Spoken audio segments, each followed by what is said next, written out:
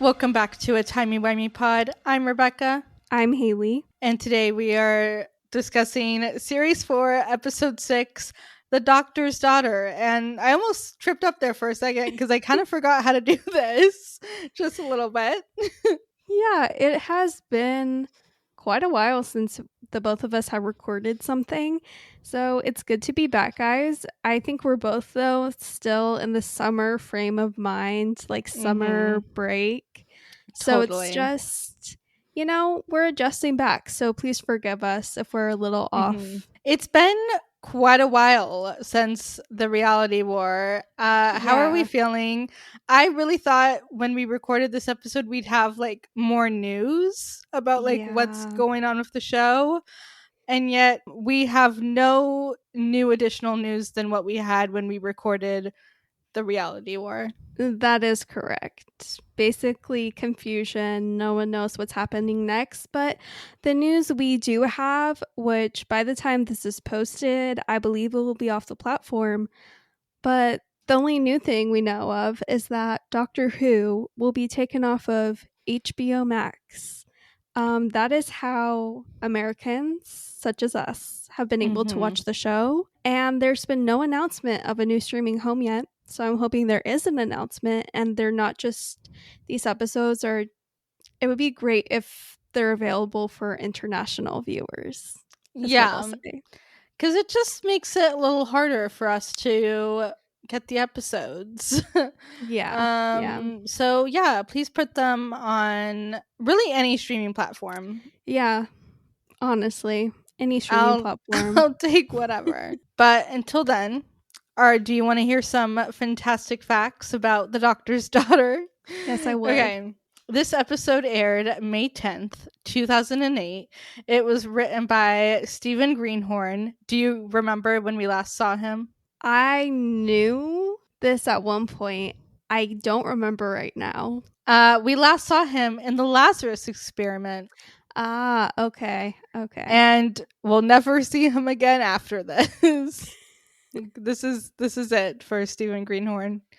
And what an episode to go out on.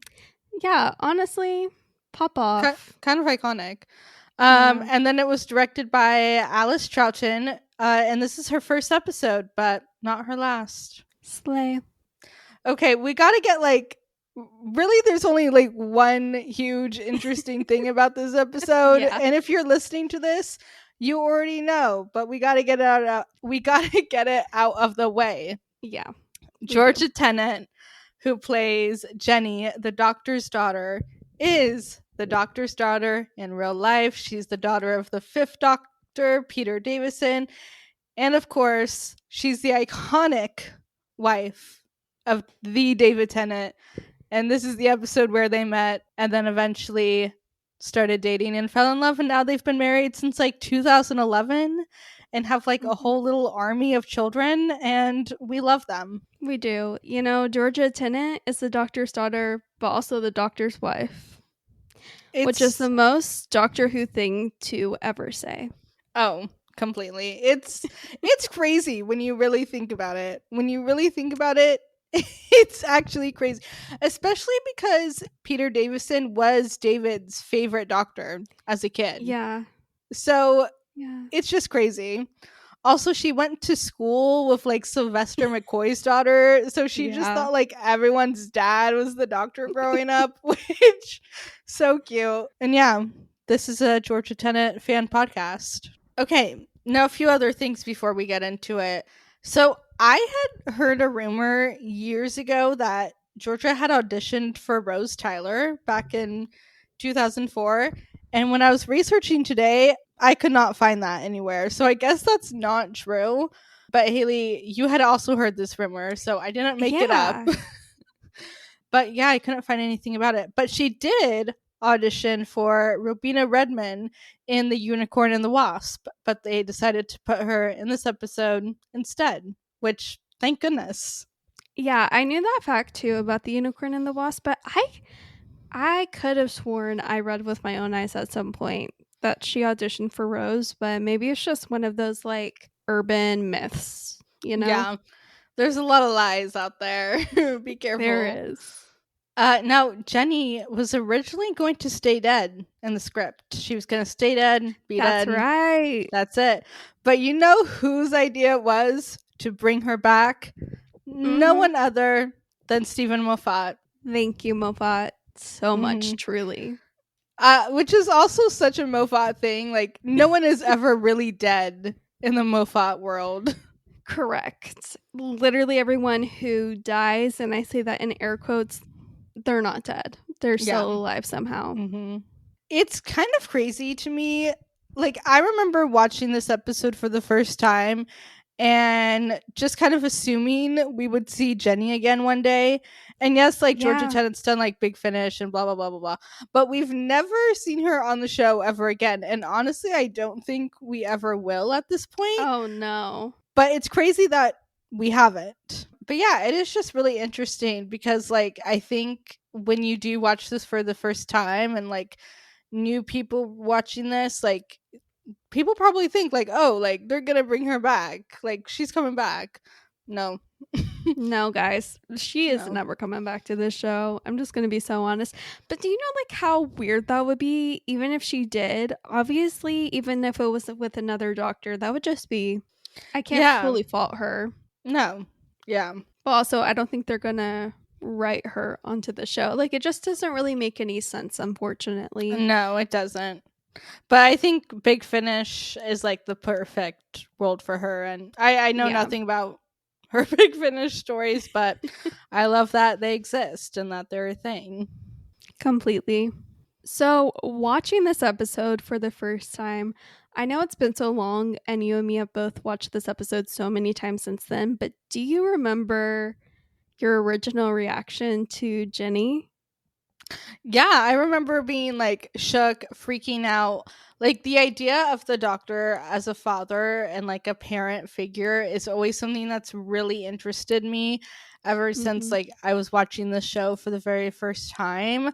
Something about like the childless father trope hurts me, kills me. Like, ugh. Yeah. So I've always loved this episode. Like, sorry to spoil my thoughts, but I've always loved this episode. Like, at one point in time, this is kind of embarrassing to say, but at one point in time, I said this was my favorite episode. And like, it's not my favorite. Like, I don't know where it would lie, but I do really love this episode, and it is like kind of a comfort episode for me just because I think the dynamic is really interesting and it's kind of a funny episode in more ways than one. But no, for sure. Yeah. But what was your first reaction to Jenny? Honestly, I don't remember it clearly, which I'm kind of bummed about, but I think honestly, with what I remember, I was just in shock and very confused. Yeah, I don't remember though like my original feelings for this episode, but now all these years later, I do really enjoy this episode. And we were talking off mic a little before we started to record, but this is a filler episode that really excels in being a filler episode. It is perfect in that way. There's no like really contribution to the overarching theme or big bad of the series. And I think that's a reason why I also enjoy this episode, because you see so many different aspects with the doctor and Jenny and just like kind of that whole thing. And you see a little bit of the TARDIS trio. And you just kind of have an episode where, yeah, there's things that are like, oh my gosh, no way. But it's very much stays within this episode. And it's just a fun filler episode, like you said. Like, it very much is one of those episodes to go for comfort because it's just easy. It's easy to watch, nice to watch. There's drama, there's sadness, there's all of it in here. Yeah. And there's that damn hand that. Thank you for saying that. Thank you. Yeah. There's that damn hand that takes us here in the first place, creates a paradox.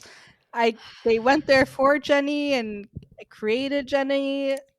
That part still doesn't make sense to me. No, but like, sure, okay. Yeah. But that hand is always causing trouble. It's always up to something. So whenever I think about this episode, I also think about how it's so fun. We get like the trio, Dr. Mm-hmm. Martha and Donna, but you know what? We actually don't get the trio at Yeah. all. And as much as I love Martha, as much as I'm happy she's here, why why is she here? You know, why did we have to Yeah. drag her all this way?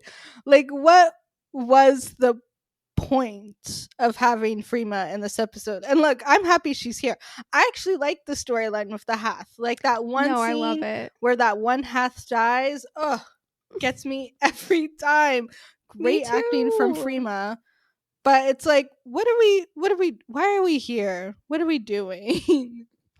Yeah, like she immediately gets kidnapped, like not even 5 minutes into this episode, and the Mhm. whole B plot is her away from everyone else. And I just kind of want to know why. And again, I love Freema. I love Yeah. Martha being back. I love when a companion pops back for an adventure or two and then resumes her life. Like I love that, but like you're right, it doesn't really add very much. Especially coming off of the two-parter where she's like a clone half the time, so we're not Yeah. even really with Martha, and we don't really get to Yeah. see like this trio play out. But we do get some like nice moments. I really love Hmm. the moment where Jenny says like she's collateral damage or something, Hmm. and Donna's like her name's Martha and she's not collateral damage to anyone. And I love that. I love Yeah. Donna sticking up for Martha. That's one of my favorite moments. I just think that's so sweet. It's so great. I also love the moment when Martha resets the Hath's shoulder, and at the end of it, she's like, I'm Dr. Martha Jones. Now, who the hell are you? And Who it's the hell are just you? So such a good. great moment. But yeah, I love her with the Hath. And it also Me really too. gets to me when that one Hath dies outside with her. And it's so sad. It is. It's so sad. I also have always really appreciated just the design of the Hath and like the concept Mm-hmm. of them. I think they're really interesting. I love that they're like fish kind of, and like they have the Yeah. like cool mask. Like I just think they look really cool. I like the like gurgling, bubbling sound they make when they talk, and Mm-hmm. I've always wanted to kind of see them come back. Me too. Okay, a big part of this episode is the back and forth and push and pull between Ten and Ginny and whether he accepts her as his daughter and kind of that whole thing. And him and Donna are arguing about it practically the entire episode. And I have my own theories on why he is so turned off by Ginny, but I want to hear yours. What do you think is the reason why he just does not want to accept that Ginny is like a real living being? Well, one, I think it's that like Time Lord brain thing where it's like this is just wrong, like a genetic anomaly. It shouldn't be Mm-hmm. happening. Kind of how he feels about Jack, where it's like I just look at you and like I think it's wrong. So maybe there's a little bit of that there. And I think like he says like seeing her, it brings up the pain of him losing his children and all that. And I real quick, I just want to say people talk about how like RTD retconned the doctor having children. And you know what I say to that? Not in my world. Not in the world I'm living in. So for me, because that is not real, it doesn't really affect anything for me. Anyways, but yeah, I think seeing her brings out a lot of that pain. Oh, 100%. And you said exactly what I was thinking regarding the Time Lord superiority complex with Yes. like Jack and now with Jenny. So yeah, I feel that same way. And I feel like he also can't stand that she is such a big part of the war machine in this episode. And I love when she calls him out for being a Mm-hmm. soldier, because that's also another thing. Like, he hates that she's a soldier in this war. And she calls him out and she's like, you're just like a soldier. You're like a general making plans. And she ate him up with that. Like, she's exactly right. And I think, there's nothing the doctor hates more than himself. So I think seeing that, Yeah, that also kind of irritates him. for sure. I love the moment when Donna kind of forces him to accept that, like, hey, she has two hearts. She's like you. And of course, like, right after she says that, he's like, she's just a shadow. Like, we have a shared hurt and trauma. And I'm like, literally, calm down, Tin. Calm down. But going back to that moment, like I was saying, like, when Donna forces him to acknowledge she has two hearts, it's just a really, really nice moment. No, I love that whole jail cell scene.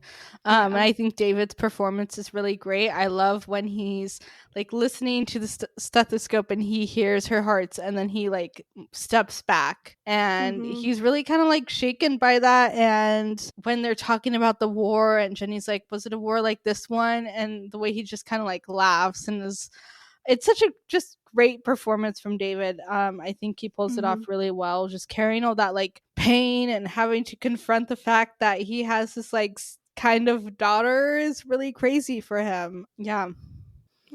When he says the line to Donna, like, Donna, I've been a father before, that was a very long time ago, gives me flashbacks to when he just drops and fear her to Rose in the TARDIS. That I was a father once. I was a dad once. No, I love that scene between them. And it's that scene's really the most we ever hear the Doctor talk about having children. Like, it's alluded to in the future and in the past, but like this is the most we ever really get of him talking about it and addressing it. And I think it's a really great scene. I think it really highlights how special the Doctor and Donna's relationship is, that he can open up to her in this way. I love when she says, you talk all the time but you don't say anything, because that describes the 10th Doctor perfectly, like talking all the time but never really saying anything. And I love that they have that moment, and it really just shows how strong their friendship is. Yeah, it does. And you're right, this episode really gives a lot of context, or maybe not context, but commentary from the Doctor regarding him being a father. And he mentions that, like, that part of me died along with them, like, a very long time ago. And it's just so sad because you see the hurt that he still carries with him. Yeah, no, it's really sad. I also really like the setting that we're dropped into, this world that has this like never ending war that's been going on for generations, so much so that they have to like genetically engineer people to fight in it. And then you find out actually this war's only been going on for 7 days and it's all over nothing. I just really find that to be a really interesting and fascinating concept and really interesting commentary on like war, and I've always really appreciated that. And I love that Donna's the one that figures it out with the numbers. Like, that's such a Donna thing, and I love her for it. No, I love every time she uses her temp skills, as she should. She is brilliant, and I don't know, I love her scene of realizing it, like what the numbers mean in this episode. Also insane for the war to only be 7 days. Oh, insane. And they went through like generations of people. Like, what do you mean? What do you mean? Exactly. And it's just like interesting, the commentary, where when you have the context of it, the war only being 7 days, generations upon generations long, and then you find out like the Hath and then the humans kind of split into factions, and that's what started the war, and they don't even know what they're fighting for. They're fighting for their ancestors just to fight, and it's just a very interesting commentary on the whole war machine. Yeah. And how they're fighting over something that's just like a bundle of chemicals and atoms that's designed so they can live like peacefully together in like a good environment on this planet, which is just crazy. Yeah, it's insane. I love the moment where Jenny tricks the guy into like getting them out of the jail cell. That's really funny. And then later when they have to distract another guard and Donna's like, let me use my wiles and my womanly wiles, and the Doctor says, let's save your wiles for later in case of an emergency, which just always cracks me up. Me too. And they use that little toy mouse instead, which is great. No, it is great, but I always have wanted to know, what was Donna gonna do? It's too dangerous. We can't know. Okay, switching over to Martha. I love the Hath and her together. Me too. It's a great duo. I love her just kind of like talking with the Hath and their dynamic. I will just say, for the record, once again, Martha is suffering, as always, suffering. Because of course, her like first adventure back on the TARDIS, she gets separated from everyone, ends up with like these people that she can't communicate with, and then it's like goes above ground where there's radiation. And of course, because it's Martha Jones and she walked the entire earth, she's like, some radiation, it's fine, no big deal.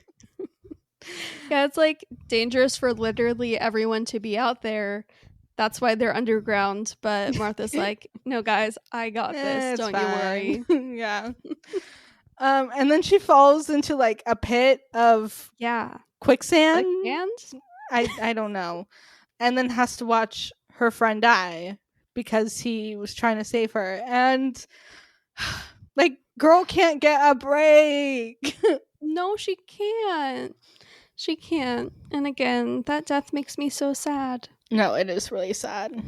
But will Martha Jones ever get what she deserves in the Doctor Who universe? Apparently not. Apparently not.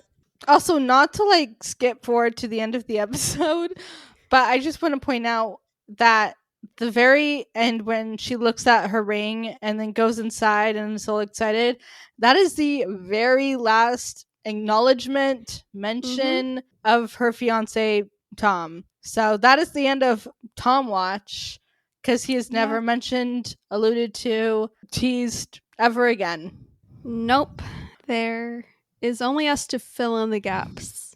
Some iconic Jenny moments. I love like the laser scene. Yes. That's so great. Like all her talking about like all the like love the running. Like that whole conversation like lives in my head rent free. Especially like anytime people are talking about running, I always hear her and like and her getting so excited when the Doctor says that like he'll bring her along once they leave. It's so sweet.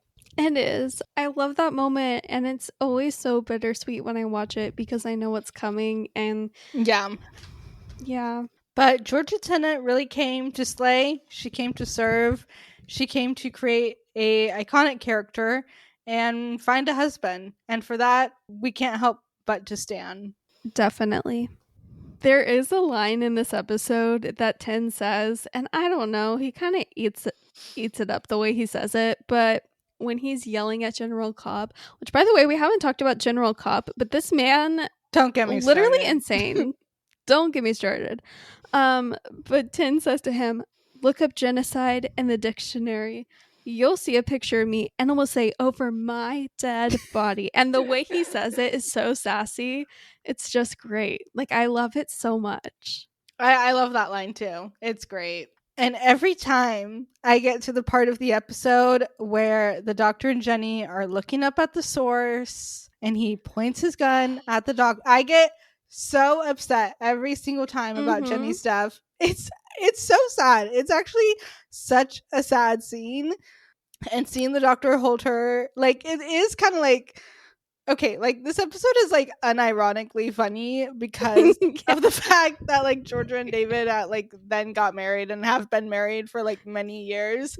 Like it is just kind of funny watching it and be like, oh, this is David and Georgia, but they're playing the Doctor and his daughter. Like, don't think too much about it. But no, literally, it's really funny. But the scene is. If you block that out, the scene is actually really sad.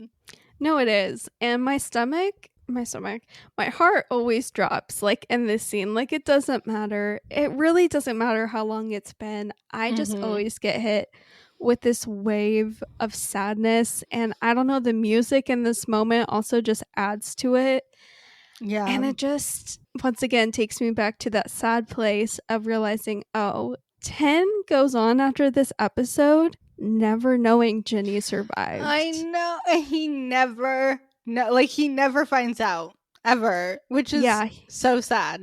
No, it's devastating because it's yet another loss. Yeah. In his life. That moment where like he has hope that she's going to regenerate, and then Martha's like she's like you but not enough, and then he says she was too much like me. Oh, stop it right now.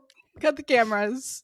Both of them were soldiers and both were anomalies / are anomalies. Also, the episode ends with her waking up and immediately stealing a spaceship to fly away and have adventures. She really is her father's daughter. No, literally it's him. Literally is him. Yeah. Where do we think Ginny... Actually, before I get to this question, there is another moment. It's right after Ginny dies and gets shot and whatnot. And Ten grabs the gun, cocks it to General Cobb's head, and says, I would never make this... What does he say? Make this like the foundation of a man that never would. No, such a good moment. And like when he first grabs it and he's like seething through the teeth, like, oh my gosh, it's like really scary. And like we've never seen like the Doctor in this like position before. And then he's like, I never would. And it's like, whoa. Yeah. And then not to like skip several episodes, but it makes that moment in the End of Time part 2, I think, so much more powerful when he finally takes the gun from Wilf, because it's like, oh my gosh, now you know what I'm talking about. Yeah, no, I do know what you're talking about. No, you're right, it does make that moment feel like there's a lot with that. Basically. Yeah, like I can never get over this scene though of him saying that to General Cobb. And I remember when I saw this for the first time, I really thought he was going to shoot General Cobb there for a second. Yeah. Now I know like he never would. That's like literally his whole point. And he's like, make this the foundation of the civilization that's going to like come from this planet. But it's just, there's, I don't know. It's a crazy scene. It makes the ending of this episode even crazier because Ginny lives and she goes on to explore the universe. And where do you think she currently is? Like, is she alive post Flux? Is she alive post Pandorica opens Big Bang? That whole thing? You know what? I'm gonna say she's alive. She's alive and she's doing well. Like she's had like some messy years, like messy eras. Like life is crazy for Jenny, but she's hopping around, going to different planets. Maybe she's had a few companions of her own, and she's out there listening to stories of the Doctor, maybe trying to find him, maybe not, but she's out there. She's living, she's partying, she's having fun, and hopefully she's upgraded to a better ship because she's gonna need one for sure. What do you think Jenny is doing? No, I agree. I think she's partying it up, experiencing all the many different experiences like planets and parties and people she can hang out with. I think she's having a blast. I think she definitely is like her father, and along the way she decides she's going to help different planets and people and civilizations. I think she's not going to be so much tied to Earth. I think she'll find another planet that she visits really often, like the Doctor is with Earth. Yeah, I agree. We need to talk about towards the end where the Doctor takes Martha back home and Martha and Donna are talking, and Donna says the words that no companion should ever say because it just dooms them. She says, I'm going to travel with that man forever. Like, girl, stop. Girl, don't say that. Every time a companion utters that, their death and exit has already been written. Yeah. I swear. But for Donna, it really... I mean, for Rose, it kills me too. But for Donna, something about her saying that, like, oh, girl. Don't get me started. Just letting you guys know Journey's End is going to be a time. It's Oh going to yeah. be a time on our podcast. So I won't get too into it here, but yeah, like she's so excited. Like she doesn't even understand why Martha would say something like that. And I love it from Martha's perspective too, because she's kind of like, okay, girl, like, sure, sure. Because, she already knows and she's like seen so much and she's seen like the best and worst parts of the doctor and like how much her family has suffered kind of because of him and like how much she has suffered. So it's just really, I just really like that moment between them where it's kind of like two sides of the same coin, kind of getting to look at each other and talk to each other. And Donna's like still in it, still in the moment, experiencing it all. And Martha is someone that's come to the end. I mean, not really, but she's come to the end of her time with the doctor. So I just always really like that kind of quick conversation between them. And I really like the moment that Martha has with the doctor when she says, after all those things you've been willing to die for, thought you finally found something worth living for. And then he says, there's always something worth living for. And I just love that between them. No, I love that moment between them as well. I love their hug, and I love how she says goodbye, doctor, and he says goodbye, Dr. Martha Jones. No, it's so sweet. And I do, even though it's never mentioned again, I do love how happy she looks looking at her ring. And then it's like, go get your man, girl. Like, go get your fiance who you'll forget about in like 4 episodes. Yeah. What is the heart of the episode? Good question. The heart of this episode is know your reason for fighting if you're fighting about something or for something. Like, know the reason besides just like being like, oh, it's been generations of war and people have been fighting for generations. Like, no, like, find out the whole reason, the whole source. And then maybe you'll find out that, oh, you were all just fighting over gases that you both needed. And that literally none of this, like, all of this is pointless. Also, I would say is that, like, even when something awful happens, you always have a choice. And Tin says to Jenny, like, when it comes to killing, we always have a choice. And he proves that at the end with General Cobb and being like, I never would. I like that. Yeah, I agree. Like, there's always a choice. I think it's pretty obvious, but who's the star of the show? Jenny. Yeah. I mean, she Iconic. can't not be. Yeah. She came, she served, she left, and we'll always wonder whatever did happen to that girl Jenny. Yeah, iconic, truly. Like, made a character that people still talk about and wonder about and appears in fan fictions to this day. And that's the power of Georgia Tennant right there. Do we have any reviews from the past? We do. They are all from IMDb. And I'm just going to be reading some snippets from each of them. Okay, so this first review is from Bulk Aster, and they wrote on May 11th, 2008. And in their review, they shared that it's a decent enough episode, even if it was marred by hype by the BBC, implying that this story would explain the Doctor's professed former parenthood. It didn't, and we still don't know how many children he had, who their mother was, or where Susan Foreman fits into this still untold story. Stop. Hold on, there's more. Hold on. The denouement offers some interesting potential for future stories, but the episode's main plot is unfortunately blown to shreds by a major gap in logic.